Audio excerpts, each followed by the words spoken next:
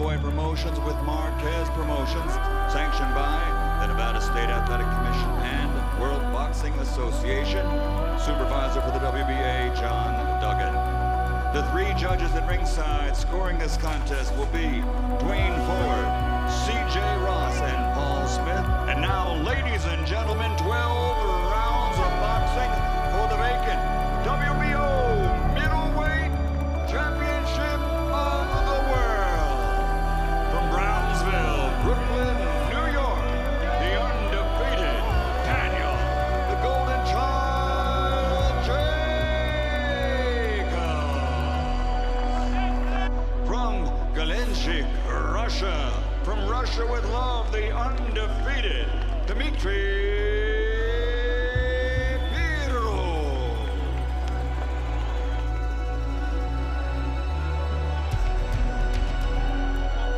Okay.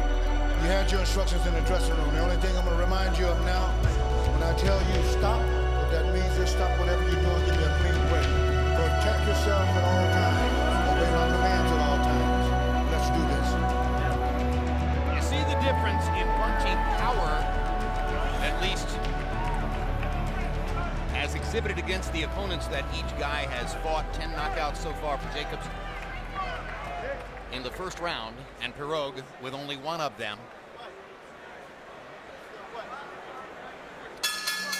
And now the bell sounds for round number one. I have ridiculed the fact that the winner of this bout will be awarded a middleweight title belt, because the governing body, which is supplying that belt, stripped it from Sergio Martinez just a few weeks after Martinez beat up Kelly Pavlik to clearly become the #1 middleweight and the legitimate middleweight champion of the world. So it's preposterous that there's a belt on display here for competition, but it's no insult to either of the two fighters. They're both excellent young men and excellent fighters, either of whom could have a terrific career in the sport, either of whom could conceivably someday be a legitimate middleweight champion. Especially, I think he's developed a little respect for Dmitry at this point, and he's realizing that his upper body movement and his head movement is going to create a slight problem. Well, the first thing everybody who has seen him says about Dmitry Pirog, and this was clear on the tapes at which we looked, he is not the classic stand-up European fighter. No. He is a guy who bends at the waist, has a lot of movement, and he has watched American fighters constantly. You can see it in his style. Look at that. Very, very relaxed.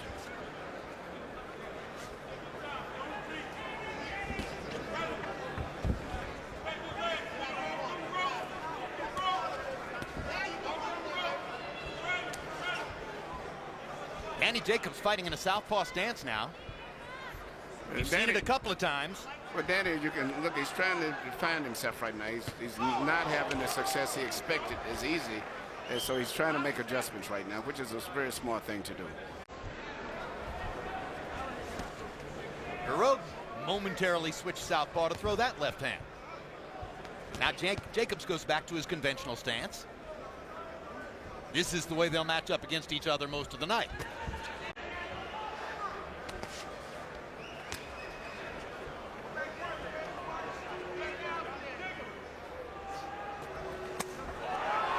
Good right hand by Pirog. JACOBS kind of leaned into it for him. JACOBS still has not found a way really to effectively land punches on Pirog. Pirog's upper body movement is really creating a problem for him.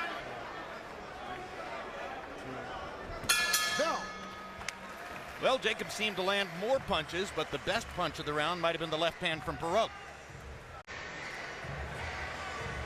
I'm not certain, frankly, I didn't do enough research to know whether Daniel JACOBS is a New York Football Giants fan or whether his cornermen have simply found out it's extremely convenient.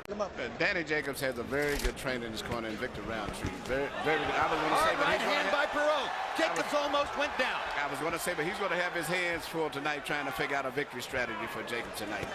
That's a good body shot with a left hand by Pirog.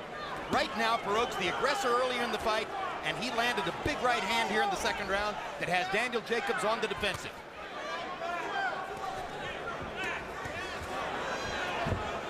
You were about to say that JACOBS' terrific trainer, Victor Roundtree, is going to have his hands full tonight, yep, trying to plot a strategy, because I know they were not expecting this type of a fight from Pirog. Pirog is a very, very good fighter. Yeah, is he relaxed enough on this stage? Very It's like he relaxed. lives in Vegas. I was, yeah, especially being that it's his first time fighting here, but he said he's made quite a few trips here attending fights. Says he's only been here a week. Says he didn't take that all that easily to American food. Didn't go to the Russian restaurant here in the hotel because that wasn't really Russian food to him. He's beating Jacobs up in this round. When I was, I'm a very big fan of Danny Jacobs, and I was talking to my boxer, middleweight, Andy Lee, about this fight. He says Danny's going to have his hands for the 9 minutes. The once unbeaten Andy Lee, another very skilled middleweight, still trying to recover from the unexpected loss that derailed his career. It's tough. Things look very good for him for the first quarter of next year. You know, there's an improvisational quality to what Pirog does, and Daniel doesn't seem really prepared for it. No, it's not. I think they figured a much easier fight.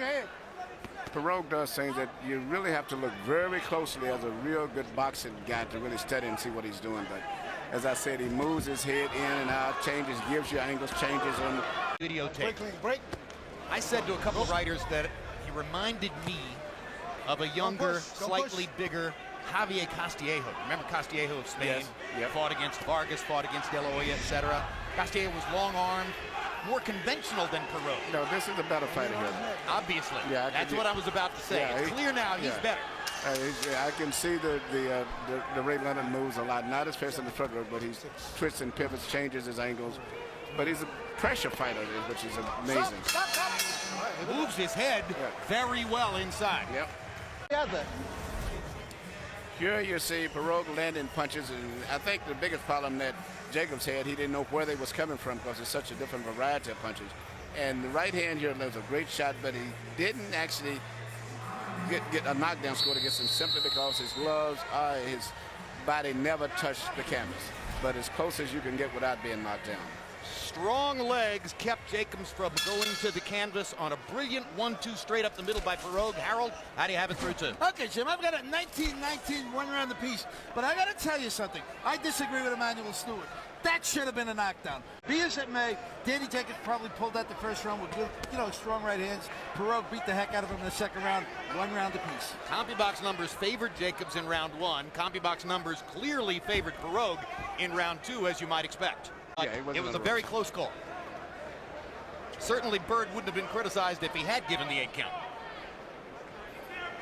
I think the more important problem is Danny Jacobs trying to figure out the movements and the pressure that's being applied to him from all angles. Well, he agreed with his cornerman that he can't be backed up against the ropes, that the ropes are not a good place. But Pirog has him against the ropes again.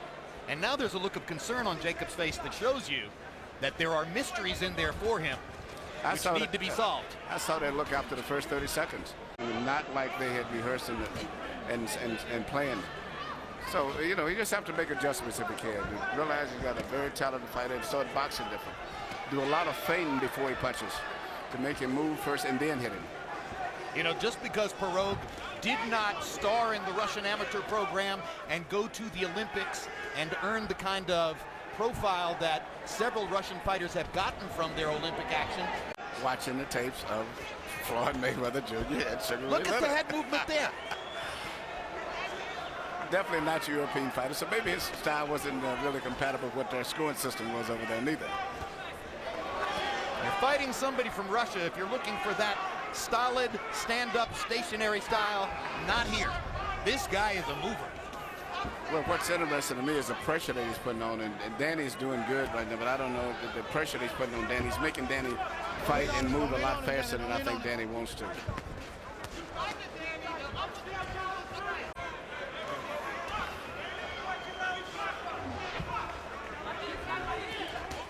Right hand by Jacobs. Good, man. And I think he may pull one that round. That may help his composure. Yep. Oh, pace. Right here, you can see the great defense of Pirog, which is his upper body movement. He pivots and turns, good head movement.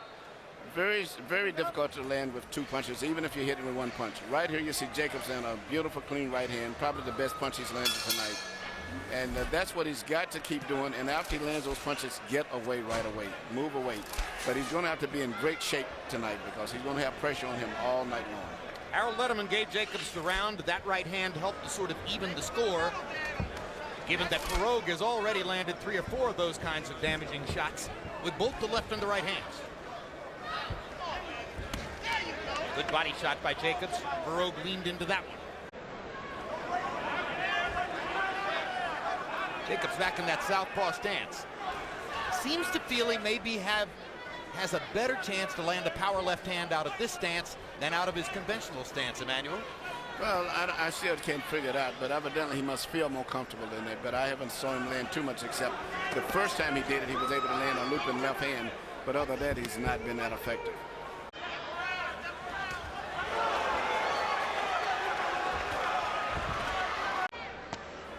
Definitely not your regular. Talking to Jacobs in there.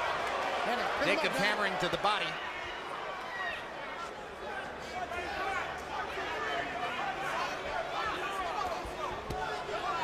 I don't suppose Pirog is speaking Russian to Jacobs. Well, that was always the old Soviet persona. I mean, during the days of Soviet Union control of sport in those countries, people who spoke perfect English were absolutely deaf and dumb when American reporters were around. Yeah. Pirog's head is so elusive. I think if I were in Jacobs' corner, Emmanuel, I might beg him to focus on the body for a while. Yes. And then Jacobs has to try to throw his flurs and land and get away right away. But I think that the fight's going to be fairly competitive to a certain degree, but I'm just worried about the condition of Jacobs going down the stretch. Because? Well, I don't think he's ever had this type of a pressure that's put on him. These guys come in very difficult pressure, too. Not a straight line pressure. Well, Jacobs' biggest win was in August last year, almost a year ago against Ishe Smith. Ishe Smith, much older than Pirog, not nearly as active, a different kind of proposition. I'm going back. This is something totally new to Jacobs right now, being hit with the punches that he's been hit with tonight, and then also an opponent that he can't seem to control and make an adjustment to.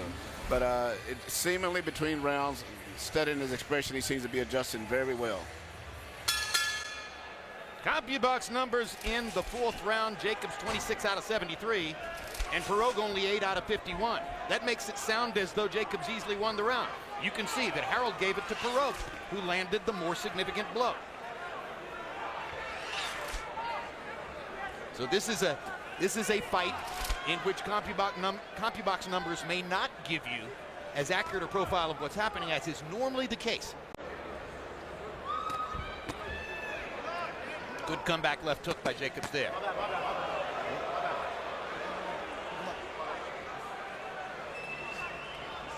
What was that, Emmanuel? You know, I think he just told him hit me low, but not even a big issue of it, which I think is good. Yeah, I didn't see anything really land low. It was low, but I don't think it was intentional, and I don't think it was. Oh, down goes Jacobs on a perfect right hand, Right on top and of it. that may be that. No way. Robert Byrd won't even finish the count. He waves his arms, and Jacobs is gone. The winner at 57 seconds, round number 5, still undefeated, and now the new WBO middleweight champion.